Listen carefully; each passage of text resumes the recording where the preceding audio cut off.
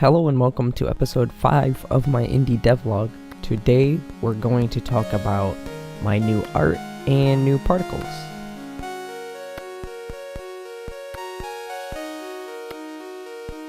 Before I start this video, I want to say that last week my computer was down for a few days.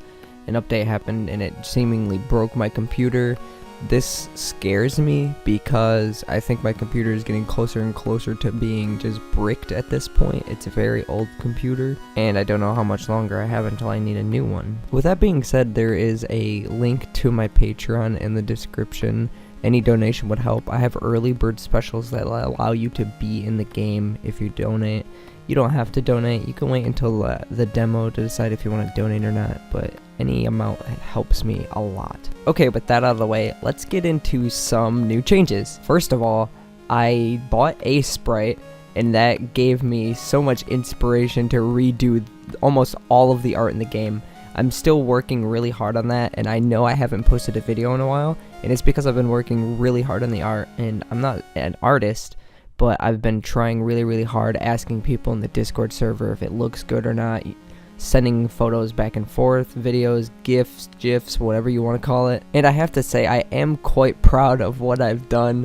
I'm going to show you a few videos and photos here, just to show you a little bit of what I've been doing. As you can see in this clip, I added a little railings to the side to make the staircases look more like staircases and less like ramps. I also changed the sprites for the table, the backgrounds.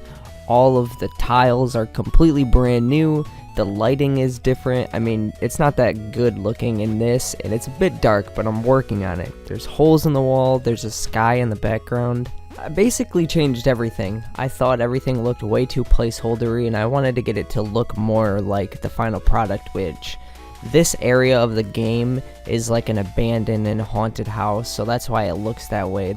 The game is going to be a lot more colorful, and it's kind of a lot of varied locations, but the first area is sort of dull and kind of slowed down.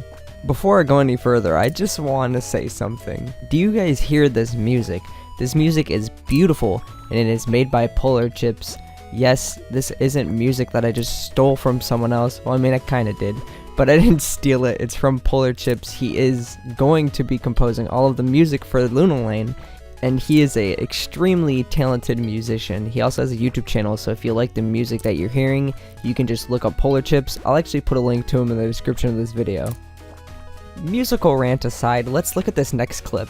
As you can see in this next clip, I'm showing off my new particle system that I made. I was using a default in-engine particle system, but I found that it actually is a lot nicer to make my own.